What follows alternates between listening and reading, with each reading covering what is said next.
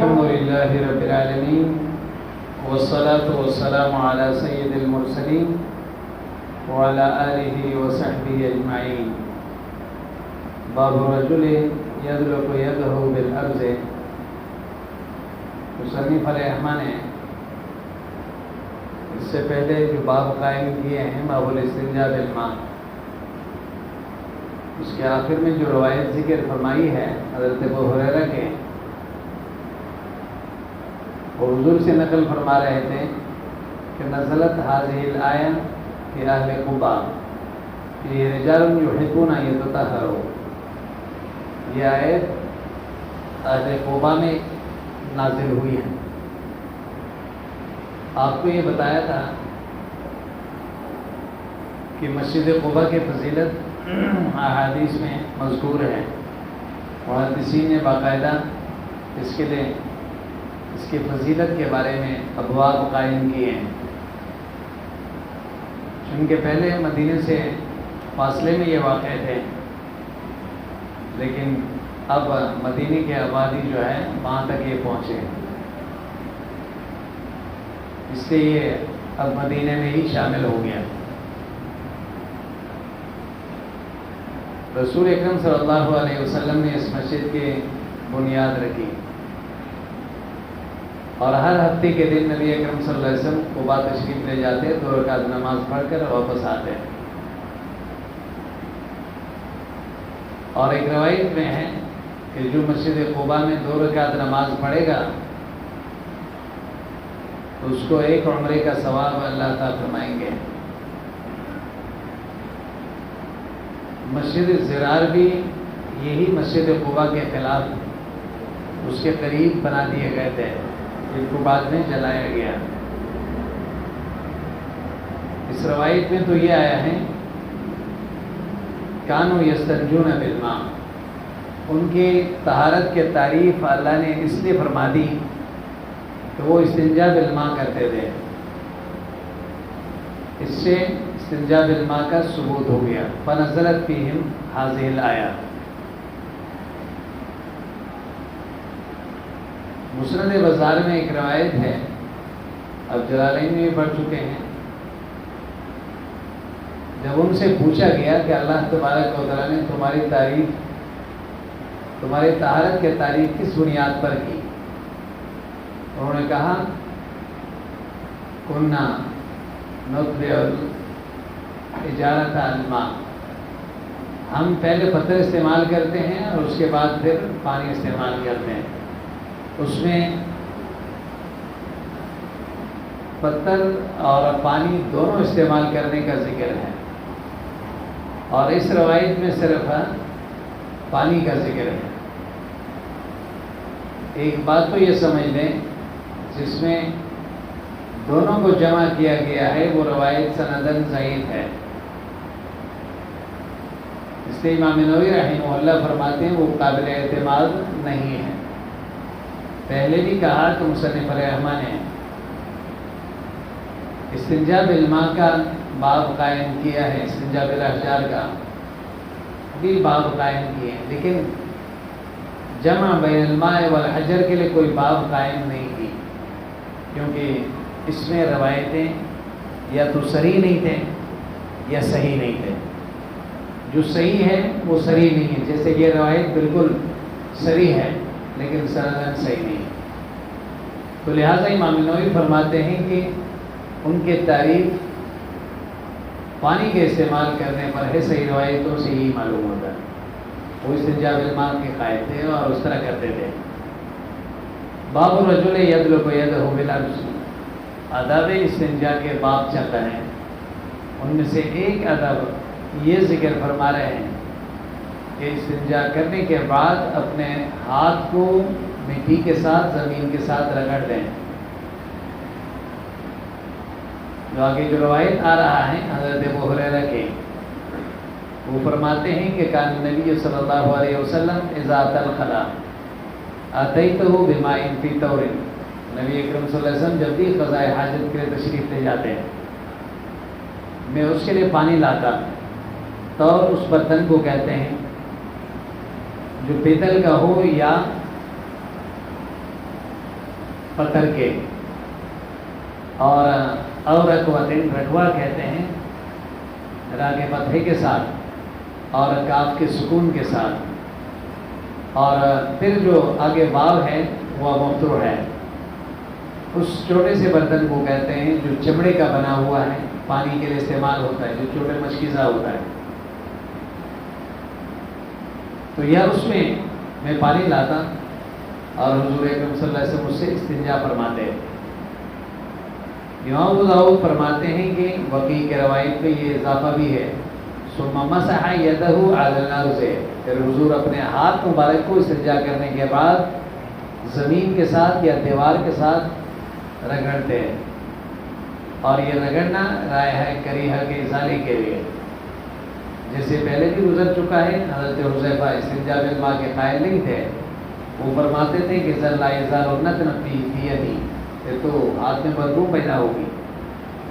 تو حضرت دوسرے روایت پہ ہے رسول اکرم حضرت عائشہ رضی اللہ تعالیٰ عنہا نے بیت الخلاء کے ساتھ، جہاں نبی اکرم صلی اللہ علیہ وسلم استنجا بالماء فرماتے تھے، تو اس کے ساتھ جو کچے دیوار تھے، اس دیوار میں حضور اکرم صلی اللہ علیہ وسلم کے انگلیوں کے نشانات دکھائے، فرمائے یہ وہ حضور اکرم صلی اللہ علیہ وسلم کے انگلیوں کے نشانات ہیں جو استنجا کے بالماء کرنے کے بعد پھر اس میں اپنے ہاتھ کو رگڑتے ہیں، اور مقصود رائحہ کریہہ کا ازالہ ہے۔ اب یہاں پہ ثم مسح یدہ علی الارض ثم اتیتہ باناء آخر، پھر ایک اور پانی کا برتن لایا، فتوضا، حضور نے اس سے وضو فرمائے۔ ایک تو یہ ہے کہ اس میں یہ بتا دیا ہے کہ تبدیل کی ہے، تو ایک یہ نہ سمجھیں کہ جس پر برتن سے جو ہے استنجا کیے اور اسی برتن کو پھر وضو کے لیے استعمال کیا جائے تو یہ ناجائز ہوگا، نہیں ناجائز نہیں۔ ہاں البتہ ہر چیز کا ایک الگ مقصد ہوتا ہے، جیسے جو لوٹا باتھ روم میں ہوتا ہے ان کو فطری طور پر اور وضو میں استعمال نہیں کرتے ہیں لوگ، تو یہ لیکن ناجائز نہیں ہے، کیونکہ اس میں جو پانی ہوتا ہے وہ پاک ہوتا ہے۔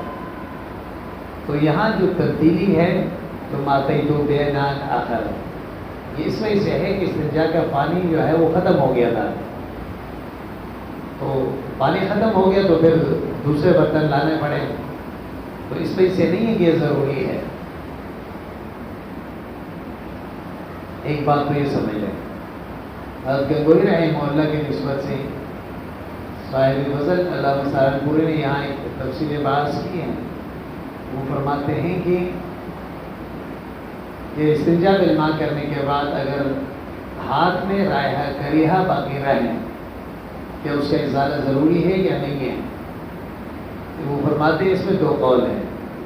ایک قول تو یہ ہے کہ اس کا ازالہ ضروری ہے الا ما شق عنہ، مگر وہ ہے جو باوجود کوشش کرنے کے ظاہر نہیں ہوتا، وہ الگ بات ہے، جتنا ہو سکے اس کے ازالے کی کوشش کریں۔ دوسرا قول یہ ہے کہ نہیں، ضروری نہیں ہے، ضروری نہیں ہے۔ اب دونوں کے لیے دلیل اور وجہ کیا ہے؟ پہلا جماعت یہ کہتے ہیں ضروری اس لیے ہے کہ چونکہ ہاتھ میں ابھی تک بو اس لیے ہے کہ اجزاء رقیقہ نجاست کے باقی ہیں، اجزاء رقیقہ، تو اسی وجہ سے یہ رائحہ کریہہ ظاہر نہیں ہوا، تو اس لیے اس کا ازالہ ضروری ہے۔ جو دوسری جماعت ہے وہ کہتے ہیں کہ نہیں، یہ اجزاء نجاست کی وجہ سے جو ہے یہاں پہ رائحہ کریہہ نہیں ہے، بلکہ مصاحبت کی وجہ سے۔ اس کی وجہ سے چونکہ اس سے پہلے نجاست کے ساتھ جو ہے لگا ہوا ہے ہاتھ، تو اس وجہ سے وہ رائحہ کریہہ اس مصاحبت کی وجہ سے ہاتھ میں آ گیا، تو اس کا ازالہ ضروری نہیں ہے، کیونکہ نجاست ہے نہیں۔ بات سمجھ میں آئی؟ تم آتیتہ باناء آخر فتوضا، قال ابو داؤد وحدیث الاسود ابن عامر اتم، وہ چونکہ دو روایتیں تھیں تو اس وجہ سے ایک جو کہتا ہے کہ زیادہ تام ہے. چلیے باب السوا کے مصنف علیہ رحمٰن نے آداب استنجا کے 22 ابواب یہاں تک ذکر فرما دی، مکمل ہو گئے. اب یہاں سے جو اصل مقصد ہے وضو اس کو بیان کر رہے ہیں، لیکن باقاعدہ وضو کا آغاز جو ہے وہ باب فرض الوضو آگے آ رہا ہے. ان 4 ابواب کے بعد باب فرض الوضو سے شروع کر رہا ہے، لیکن اس سے پہلے استنجا کے بعد مصنف رحمہ مسواک کو ذکر کر رہا ہے. کیوں؟ اس لیے یہ بتانے کے لیے کہ مسواک یہ من سنن دین، اس سے وضو کے ساتھ خاص نہیں ہے. امام ابو حنیفہ رحمہ اللہ سے منقول ہے کہ السواک من سنن دین ہے. اس لیے نبی اکرم صلی اللہ علیہ وسلم کے متعلق حضرت عائشہ فرماتی ہیں سب سے پہلے جب گھر میں داخل ہوتے تو حضور کون سا کام فرماتے؟ فرمائے بس مسواک فرماتے. کیا فرماتے؟ مسواک. اب یہاں پہ یہ سمجھ لیں کہ مسواک کے متعلق جو روایت یہاں ذکر کے باب السواک کے باب قائم کی، اور پھر حضرت ابو ہریرہ کی روایت ہے لولا ان اشق علی المؤمنین لامرتهم بتاخیر العشاء وبالسواک عند كل صلاۃ. اگر میرے امت کے لیے مشقت نہ ہوتے میں ان کو حکم دیتا عشاء کو مؤخر کرنے کی، ہر صورت میں تاخیر سے پڑھے، اور اسی طرح ہر نماز کے لیے وضو کا مسواک کر لیں، ہر نماز کے لیے مسواک کریں. ایک تو یہ سمجھ لیں کہ یہاں چند باتیں ہیں. پہلی بات تو یہ ہے کہ مسواک کے لغوی یا سواک کے لغوی اور اصطلاحی تعریف. دوسرا یہ ہے کہ مسواک کے حکم، یہ واجب ہے یا سنت ہے، سمجھ میں بات آئی. پھر تیسری بات یہ ہے کہ مسواک یہ سنن وضو ہے یا سنن وضو اور سنن صلاۃ دونوں ہے. چوتھی بات یہ ہے کہ اس منشأ اختلاف کیا ہے، اور پانچویں بات یہ ہے کہ مسواک کے فوائد اور ثمرات کیا ہے. سمجھ میں بات نہیں. اب آئیں پہلی بات کی طرف، سواک. یہ لغت میں ساکا یا سوکو سوگن سے ہے، رگڑنے کے معنی میں. اس کے معنی میں رگڑنے کے، چونکہ مسواک کو بھی دانت کے ساتھ لگائے جاتے ہیں تو اس وجہ سے اس کو مسواک کہتے ہیں. اب سواک جو ہے یہ فعال کے وزن پر ہے، کتاب کے وزن پر ہے، اور اس کا جمع آتا ہے سوگون. جیسے کتاب کا جمع کتبون آتا ہے، اور مسواک جو ہے اس کا جمع آتا ہے مساویق. مسواک کا جمع کیا آتا ہے؟ مساویق. جیسے مفتاح کا جمع مفاتیح، مصباح کا جمع مصابیح. تو اسی طرح مسواک ہے، اور یہ دونوں معنی مصدرین بھی استعمال ہوتے ہیں. تو اس صورت میں باب السواک یعنی باب الاستیاق ہوگا. اس کے معنی میں ہوگا مصدر کے باب الاستیاق.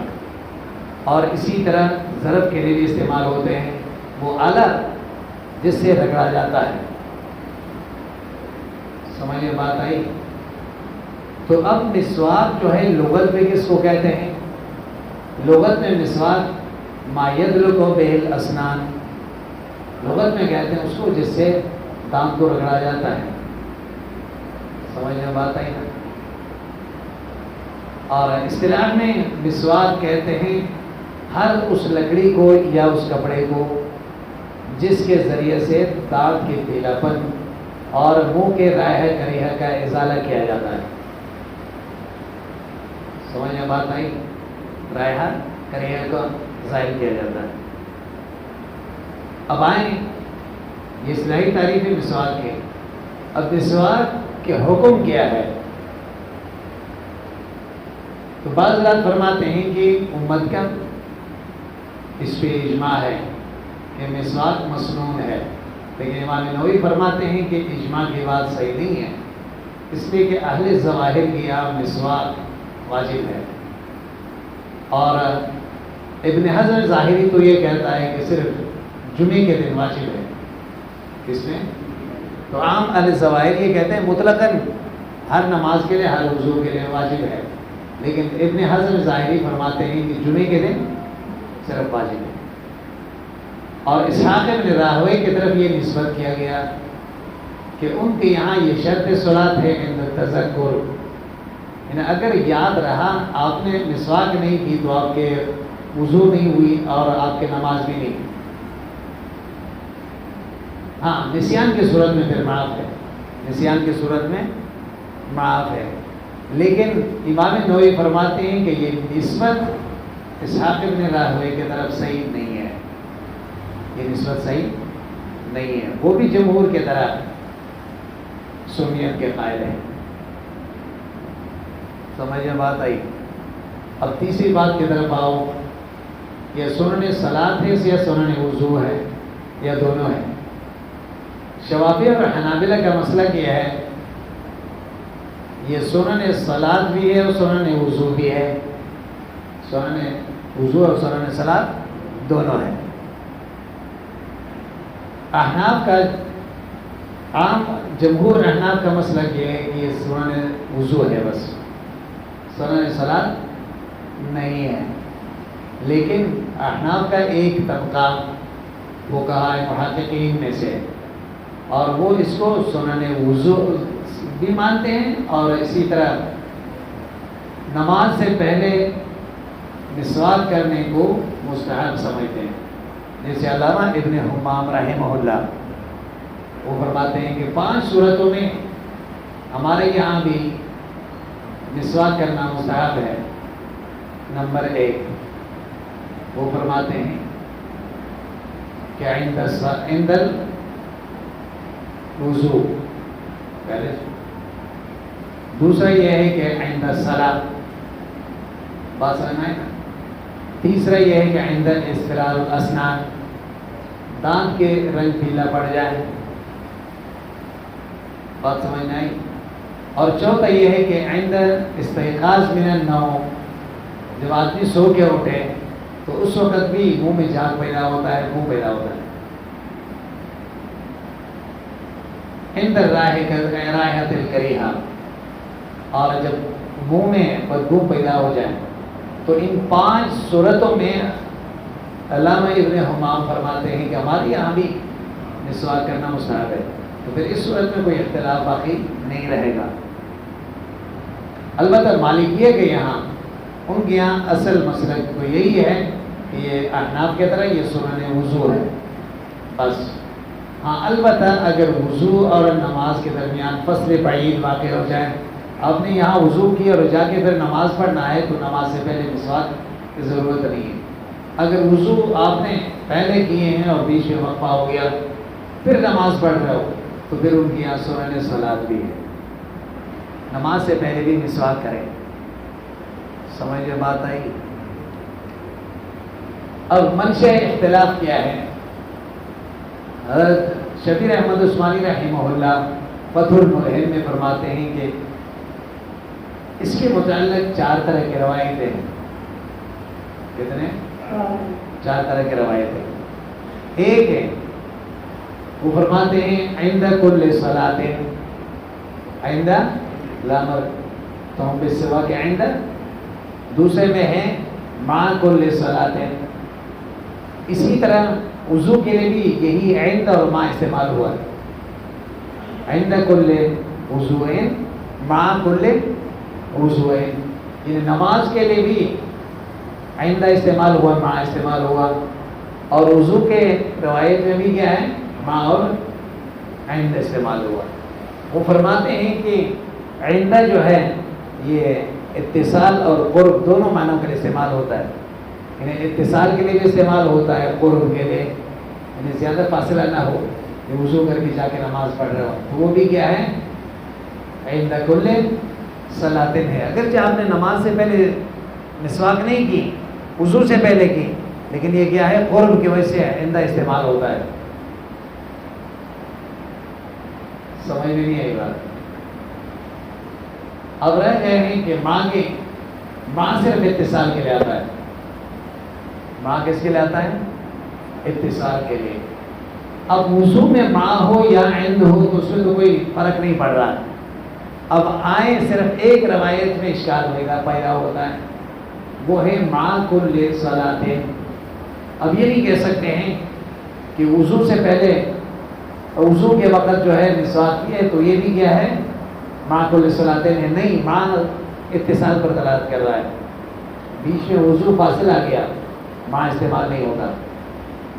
تو اب یہ روایت احناف کے خلاف ہے، جو ماں کل صلاۃ والا. باقی تین تو مخالف نہیں ہے. سمجھ نہیں آئی بات. تو اب اس کے جواب کیا ہے؟ ہاں بتائیں گے، جلدی بتائیں.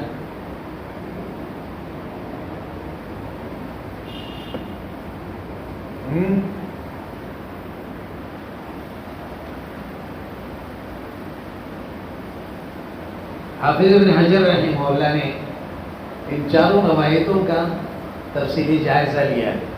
لینے کے بعد یہ فرماتے ہیں وضو کے ساتھ تو عند اور ماں دونوں کیا ہیں، مشہور ہیں، لیکن نماز کے ساتھ ماں جو ہے یہ شاذ ہے اور عند جو ہے یہ کیا ہے، مشہور ہے. اب جس روایت کے متعلق یہ کہا جاتا تھا کہ وہ احناف کے مسلک کے خلاف ہے تو اس کے متعلق وہ فرماتے ہیں شاذ ہے. سمجھ میں بات آئی؟ کیا ہے؟ شاذ ہے.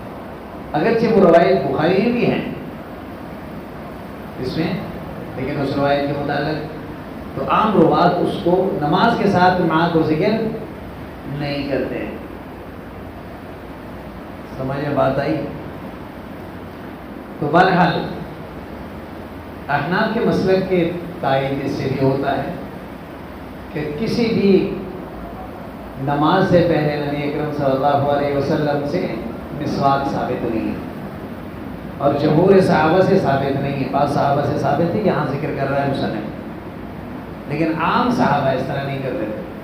دوسرا یہ ہے کہ اگر یہ مسنون ہوتے ہیں یا مستحب ہوتے ہیں تو حضور کم از کم ایک دفعہ تو اس طرح عمل کر کے دکھاتے ہیں نا. دوسرا یہ ہے کہ مسواک عند الصلاۃ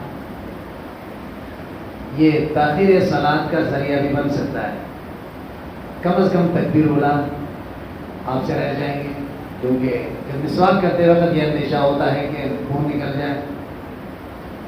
سمجھ میں نہیں آئی بات، وضو ٹوٹ جائے. تو یہاں پہ لولا نشق علی المؤمنین لامرتهم بتاخیر العشاء وبالسواک عند كل صلاۃ. اچھا ایک بات یہاں پہ جو آپ کو بتایا کہ مسواک کے فوائد کیا ہیں. ایک تو حدیث میں ذکر کیا ہے السواک مطہرۃ للفم ومرضاۃ للرب. یہ روایت بخاری میں بھی ہے، نسائی میں بھی ہے. تعلیقاً امام بخاری بھی ذکر کر رہا ہے اللہ کی رضامندی کا سبب ہے اور آپ کے منہ سے صاف ہوتا ہے. تو ماقبل جو حکم بیان ہوا کہ یہ سنت ہے یا واجب ہے، وہاں پہ یہ ذہن میں رکھیں یہ جو اختلاف ہے یہ امت کے لیے، اور امت کا اس پہ اتفاق ہے کہ حضور اکرم صلی اللہ علیہ وسلم کے لیے یہ واجب ہی تھے. مسواک کرنا کیا تھے؟ واجب تھے. اس سے حضرت جبرائیل نے حضور کو خاص طور پر مسواک کرنے کا اور مسواک کا اہتمام کا حکم فرمایا تھا. اب یہ ایک فائدہ تو یہ ہے کہ اللہ کی رضامندی کا سبب ہے، طہارت بھی حاصل ہو رہی ہے. ایک مسند احمد کی روایت ہے صلاۃ بسواک افضل من 70 صلاۃ بغیر سواک. ایک نماز جو مسواک کر کے آپ کر رہے ہو اس کے وضو میں وہ زیادہ باعث ثواب ہے 70 نمازوں سے جو جس میں مسواک نہیں کی وضو میں. اب اتنا زیادہ فرق کیسے آیا؟ تو علامہ ابن قیم رحمہ اللہ وہ فرماتے ہیں کہ دراصل مسواک کرنے کے وضو کرنے کا مطلب یہ ہے کہ آپ نے اس نماز کو وضو کو اہمیت دی. کیا کری؟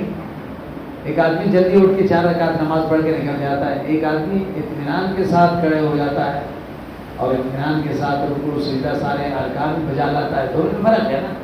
ایک آدمی جلدی جا کے وضو کر کے بس، ایک آدمی اطمینان کے ساتھ جاتا ہے، پہلے مسواک کرتا ہے، اس کے بعد پھر وضو کے سارے طریقے سنت کے مطابق. اس نے اس کو اہمیت دی. کیا دی؟ اور اللہ کے یہاں عبادت کی اہمیت کا ثواب ملتا ہے، کثرت کا نہیں. اس لیے قرآن کریم میں اللہ نے فرمایا خلق الموت والحیات لیبلوکم ایکم احسن عملا. اکثر عملا نہیں فرمایا، تو بلکہ احسنیت اسی میں ہے کہ اس میں اہتمام کے ساتھ آدمی 2 رکعت نفل پڑھے، 2 رکعت پڑھے، لیکن حضور قلب کے ساتھ، خشوع و خضوع کے ساتھ. وہ زیادہ باعث ثواب ہے کثرت سے عبادت کرنے اور جس میں خشوع و خضوع نہ ہو، اس لیے اتنا بڑے ثواب. ٹھیک. اسی طرح مولا علی قاری رحمہ اللہ نے ارشاد میں مسواک کے 70 فوائد ذکر کیے. کتنے؟ 70. اور پھر آخر میں فرماتے ہیں وَأَدْنَاهَا تَذَكُّرُ الشَّهَادَتَيْنِ عِندَ الْمَوْتِ بِخِلَافِ الْأَفْيُونِ. وہ فرماتے ہیں کہ سب سے ادنا یہ ہے کہ موت کے وقت اس کو کلمہ نصیب ہوں گے جو مسواک کا اہتمام کرتا ہے. اور بخلاف وہ آدمی جو نشاور چیز کا استعمال کرتا ہے تو اس کی نحوست سے مرتے وقت اس کو کلمہ نصیب نہیں ہوں گے. سمجھ میں بات آئی؟ اسی طرح علامہ شامی رحمہ اللہ نے بھی یہی 70 فوائد ذکر کیے. معدے کو صاف کرتا ہے اور آنکھ تیز اور دماغ جو ہے اس سے فریش ہوتا ہے، منہ صاف ہوتا ہے، اور بہت سے فوائد ذکر کیے ہیں. اور جلدی آدمی بوڑھا نہیں ہوتا. بات سمجھ میں آئے نا؟ تو اس طرح کے 70 فوائد اس نے ذکر کیے اس نے بھی. لیکن آخر میں فرماتے ہیں وَعَلَاهَا تَذَكُّرُ الشَّهَادَتَيْنِ. وہاں تو ادناها کہا تھا نا، اور شامی فرماتے ہیں اعلیٰ تذکر الشهادتين. افیون کا وہ ذکر اس نے بھی. بہرحال یا ایک بات یہ سمجھ لیں کہ ایک آدمی اگر مسواک استعمال نہیں کرتا، اس کی جگہ پر برش استعمال کرتا ہے، تو کیا اس سے وہ ثواب ملے گا یا نہیں جو مسواک استعمال کرنے کا؟ ایک بات سمجھ لیں، یہ 2 الگ الگ چیزیں ہیں. ایک سنیت السواک ہے، ایک ہے استعمال السواک المسنونہ. سنیت السواک کو حاصل ہوگا کہ مسواک کرنے کا فائدہ اور سنت اس بنیاد پہ ہے کہ آپ کے دانت کے پیلاپن دور ہو جائیں، آپ کے منہ سے رائحہ کریاں ظاہر ہو جائیں، تو وہ حاصل ہو گیا. جو مقصد تھا وہ حاصل ہو گیا. تو اس لیے یہ سنت تو ادا ہو گیا. لیکن جو ایک لکڑی کا جو مسواک استعمال کرنے کا جو سنت حضور سے ثابت ہے، اس کے ثواب سے محروم ہو گیا. سمجھ میں بات آئی؟ تو اس لیے دونوں میں فرق ہے. دونوں میں کیا ہے؟ فرق ہے. تو حدیث میں بھی آتا ہے، آپ اس میں ہدایہ بھی پڑھ چکے ہیں. وَعِنْدَ فَقْدِهِ يُعَالِجُ بِالْأَصَابِعِ. ہدایہ میں ہے جب کسی کو مسواک نہ ملے تو وہ کیا کریں؟ پھر اپنے انگلیوں سے اپنے دانتوں کو رگڑیں. تو لہذا اس وقت پھر یہ انگلی جو ہے مسواک کا قائم مقام بنتا ہے، کیونکہ مقصود یہی ہے کہ آپ دانت کا صاف رکھیں. پھر یہ ہے کہ مسواک حدیث میں آتا ہے کہ عارضن ہوں گے طولن نہیں. بات سمجھ میں نا؟ عارضن حدیث میں فَإِذَا فَاسْتَاقُوا عَرْضًا. آگے امام ابو داؤد رحمہ اللہ نے مرسلات میں ایک روایت نقل کیا ہے مراسیل میں، وَإِذَا اسْتَقْتُمْ فَاسْتَاقُوا عَرْضًا، یعنی عارضن مسواک کریں، کیونکہ مسوڑوں کو نقصان پہنچ رہا ہے اگر تورن کیا جائے۔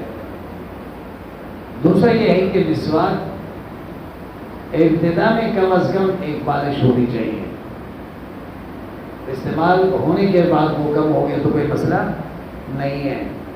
دوسرا یہ کہ ایک انگلی کے برابر اس کے موٹاپا ہونی چاہیے، اور زیادہ بہتر یہ ہے کہ جس میں جتنا گہرا کم ہو تو بیچ میں آتا اور گرا۔ اور حدیث میں بھی آتا ہے، بخاری نے بھی یہ ذکر کیا ہے کہ سب سے افضل جو ہے مسواک کے لیے شجرۃ الگرات، پیلوں کا درخت، اور اس کے بعد پھر زیتون کے درخت کے، اور اس کے بعد ہر شجر مرہ، وہ درخت جس میں کڑوا پن ہو تو وہ استعمال کر سکتا ہے۔ تو بہرحال پھر یہ ہے کہ اسلاسن بسلاسن، یہ 3 دفعہ مسواک کریں گے، 3 پانی کے ذریعے سے 3 دفعہ مسواک کو دھوئیں گے، پھر مسواک کریں گے، پھر دھوئیں گے، تو اس طرح مصنون طریقہ یہ ہے۔ سمجھ میں بات آئی؟ تو یہاں لولا ان اشق علی المؤمنین لامرتہم، لولا کے بعد جو ہے لولا مخافۃ ان اشق علی المؤمنین، مخافہ نکالیں گے، اس لیے آپ پڑھ چکے ہیں لولا جو ہے یہ انتفاعی ثانی کے لیے آتا ہے بسبب وجود لولا علی لہلک عمر، اور یہاں امر بالسواک تو نہیں ہے، چلو وجوب نہیں ہے نا، لیکن پہلے تو وجود اول تو نہیں ہے، مشقت تو نہیں ہے، تو یہی کہا گیا کہ لولا مخافۃ المشقہ، یہاں مراد کیا ہے؟ مشقت کا اندیشہ۔ اچھا، دوسری چیز جو ذکر کیا ہے بتاخیر العشاء، عشاء کی نماز کو مؤخر کرنے کا حکم دیتا، تو عام طور پر افضل اور بہتر کیا ہے؟ شوافی کے یہاں دو صورت میں تعجیل افضل ہے عشاء کی نماز۔ احناف یہ کہتے ہیں کہ عام مسلک احناف کا یہ ہے کہ عشاء میں تاخیر افضل ہے، عشاء میں تاخیر افضل ہے۔ البتہ احناف میں سے بعض یہ فرماتے ہیں کہ سردی اور گرمی کا موسم میں فرق ہے، سردی کے موسم میں تاخیر افضل ہے اور گرمی کے موسم میں تعجیل افضل ہے، اس لیے کہ سردی کی راتیں لمبی ہوتی ہیں تو تاخیر سے کوئی فرق نہیں پڑتا، اور گرمی کے موسم میں رات چھوٹی ہوتی ہیں، اگر تاخیر کیا جائے تو جماعت سے لوگ رہ جائیں گے، بات سمجھ میں آئی نا؟ تو بہرحال چلیے قال حدثنا ابراهيم بن موسى قال حدثنا عيسى بن يونس قال حدثنا محمد بن اسحاق محمد بن ابراهيم۔ اگلی روایت میں بھی یہی فرمایا کہ حضرت زید بن خالد الجوہنی مشہور صحابی ہے، وہ فرماتے ہیں حضور سے میں نے سنا یقول لولا ان اشق علی امتی لامرتہم بالسواک عند کل صلاۃ، قال ابو سلمہ فرأیت زیدا یجلس فی المسجد، یہ صحابی جو حضرت زید ہے یہ مسجد میں بیٹھتے تھے نماز کے انتظار میں، اور وَأَنَّ السِّوَاكَ بِالْأُذُنِ مَوْضِعَ الْقَلَمِ، مسواک اس کے کان کے اوپر جس طرح قلم کاتب رکھتا ہے لکھ کے پڑے ہوئے ہوتے تھے، بِالْأُذُنِ الْكَاتِبِ، فَكُلَّمَا قَامَ إِلَى الصَّلَاةِ أَسْتَاكَ، جب بھی وہ نماز کے لیے کھڑے ہو جاتے تو پہلے مسواک کرتے ہیں۔ احناف شوافی اسی سے استدلال کرتے ہیں، لیکن احناف ایک جواب تو یہ دیتے ہیں کہ دیکھیں جہاں راوی کہتا ہے فرأیت زیدا، تو وہاں سارے صحابہ نماز پڑھ رہے ہوں گے نا، لیکن کسی کو اس طرح کرتے ہوئے نہیں دیکھا، یہ ایک صحابی کو دیکھا، سمجھ نہیں آئی بات، اس لیے فرأیت الاصحاب نہیں فرمایا، فرأیت زیدا، یہ خود دلالت کر رہا ہے کہ یہ سنت نہیں ہے۔ دوسرا یہ ہے کہ اگر یہ سنت ہوتے تو نبی اکرم صلی اللہ علیہ وسلم سے بھی یہ عمل ثابت ہوتے ہیں۔ آگے پھر دوسرے روایت میں فرماتے ہیں کہ حضرت عبداللہ ابن عمر قال قلت أرأيت توزع ابن عمر لكل صلاة طاهر أو غير طاهر أما ذاك. یہ حضرت عبداللہ ابن عمر کے صاحبزادہ ہے، اس کا نام بھی عبداللہ ہے. اس سے اس کے شاگرد نے پوچھا کیا وجہ ہے کہ آپ کے والد عبداللہ ابن عمر ہر نماز کے لیے وضو کر رہا ہے، وضو ہو یا نہ ہو تو ہر نماز کے لیے. تو فرمانے لگے کہ دراصل فقال حدثتنی اسماء بنت زید بن خطاب، اسماء کی یہ روایت والد صاحب یہ فرما رہے تھے کہ مجھے پہنچی ہے. تو ان عبداللہ ابن حنظلہ ابن ابی عامر حدثها ان رسول اللہ صلی اللہ علیہ وسلم امر بالوضوء لكل صلاة طاہر او غیر طاہر. ابتدا میں حضور کو یہ حکم دیا گیا تھا کہ ہر نماز کے وضو کر لیں. فلما شق ذلك علیہ، جب یہ تکلیف کے باعث بنا ہر نماز کے لیے وضو کریں آدمی، تو امر بالسواک لكل صلاة، اب حکم یہ دیا گیا ہے کہ ہر نماز کے لیے کیا کریں، صرف مسواک کریں. اگر وضو ہے تو صرف کیا کریں، مسواک کریں. اب یہ فرما رہے ہیں تو حضرت عبداللہ ابن عمر یہ فرماتے تھے کہ نبی قوتاً، وہ کہہ رہے تھے کہ میں اس کے طاقت رکھتا ہوں. فکان لا يدعو الوضوء لكل صلاة، اس وجہ سے حضور کے وہ پہلے والے عمل کو نہیں چھوڑتے تھے، ابتدا والے عمل کو نہیں چھوڑتے تھے. وجہ سمجھ میں آ گیا؟ یعنی حضور پر شروع میں یہی ضروری تھا کہ غیر نماز کے لیے وضو کریں، لیکن بعد میں مشقت کی وجہ سے یہ حکم منسوخ ہو گیا، صرف مسواک کر لیں. عبداللہ ابن عمر فرماتے ہیں میرے لیے کوئی مشقت نہیں. لیکن یہ عبداللہ ابن عمر کے صاحبزادہ جس کا نام بھی عبداللہ ہے، اس نے اپنے طرف سے یہ ایک توجیہ ذکر فرمائی کہ میرے والد صاحب شاید اس روایت کی وجہ سے، لیکن صحیح بات وہی ہے جو عبداللہ ابن عمر سے ہی منقول ہے. کس سے؟ عبداللہ ابن عمر رضی اللہ عنہ سے. ما بعد میں ایک باب آ رہا ہے، باب الرجل یجدد الوضوء من غیر حدث. ایک آدمی کا وضو ہے لیکن وہ وضو کو تازہ نہیں کر رہا، نماز پڑھ رہا ہے. یا ایک آدمی کا وضو نہیں ٹوٹا ہوا ہے، وضو ہے لیکن اس کے باوجود بھی وضو کر رہا ہے. تو اس باب میں ایک روایت حضرت عبداللہ ابن عمر سے، كنت عند ابن عمر فلما نودي بالظهر توضأ فصلى فلما نودي بالعصر توضأ وقلت له، دیکھو ظہر کی نماز کے لیے وضو کی، پھر عصر کے وہ بیٹھے ہوئے تھے، عصر کے اذان ہوئی تو پھر وضو کی. میں نے کہا فقلت له، میں نے اس سے کہا کہ آپ نے ہر نماز کے لیے وضو شروع کر دی. تو فرمانے لگے کان رسول اللہ صلی اللہ علیہ وسلم یقول من توضأ علی طہر کتب له 10 حسنات. حضور فرماتے ہیں جس نے وضو کے اوپر وضو کیے نا، اللہ 10 نیکیاں عطا فرمائیں گے. تو لہٰذا میں وضو کے باوجود میں وضو کیوں کر رہا ہوں؟ تاکہ مجھے یہ 10 نیکیاں. دیکھو یہ وجہ عبداللہ ابن عمر سے خود منقول ہے. سمجھ آئی بات؟ تو اصل وجہ وہی ہے. چلیے آگے جائیں. بابن کیف یستاکو، آگے پھر فرما رہے ہیں بابن کیف یستاکو، مسواک کیسے کیا جائے، کیفیت مسواک کا ذکر کر رہا ہے.